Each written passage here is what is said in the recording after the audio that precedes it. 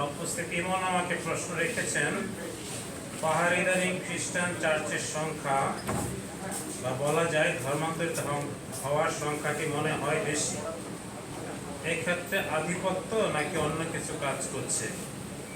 মোকাবেলা কিভাবে হচ্ছে বা হবে বাঙালি জাতীয়তাবাদ বা ধর্মীয় আধিপত্যের বিরুদ্ধে?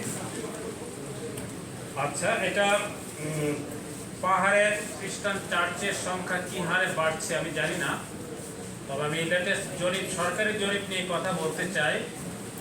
গোটা বাংলাদেশে যে খ্রিস্টান জনসংখ্যা আছে সেটা 1% নয় মোট জনসংখ্যার, বরং 0.06%।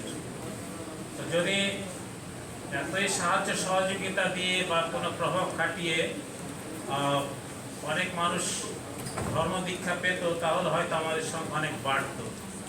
আর সর্বোপরি প্রত্যেক মানুষের অধিকার আছে যে কোনো ধর্ম পালন করার, বিশ্বাস করার। প্রশ্ন আছে যে জোর জবরদস্তি করা হচ্ছে কিনা।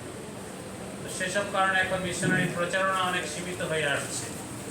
অনেক এলাকায় অনেক মিশনারিরা যেতে পারে না বা যায় না, নানা কারণে। তো এটা আমি পুরোপুরি আমার কাছে তো কোনো স্ট্যাটিস্টিক দিতে জায়গা এটা ছিল, এখন এটা হয়েছে তাহলে। বরং আমি এটুকু জানি যে অনেক আদিবাসী গোষ্ঠীর মধ্যে বিভিন্ন মাদ্রাসায় তারা পড়াশোনা করছে, তাদের সংখ্যা বৃদ্ধি পাচ্ছে, এটুকু আমি জানি। যেটা একটা নতুনত্ব যোগ হয়েছে। তো স্ট্যাটিস্টিক থাকলে আমার কাছে একটু ভালো হতো সহজ উত্তর দিতে।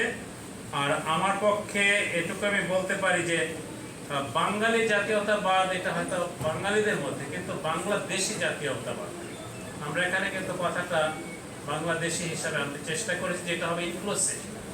এখানে বাঙালি এবং পাহাড়ি বা আদিবাসী বা অন্যান্য যারা আছে সবাইকে নিয়ে সেই জাতীয়তাবাদের কথাই বলা হচ্ছে। স্যারের বক্তব্য থেকেও সেই বিষয়টা আলটিমেটলি উঠে আসছে যে আমরা সবাইকে নিয়ে একটা বিষয়ে যেতে পারি। আমাদের এই জুলাই উত্তর সময়ে হয়তো সে ধরনের চিন্তা চেতনাই আমাদের ধাবিত করছে।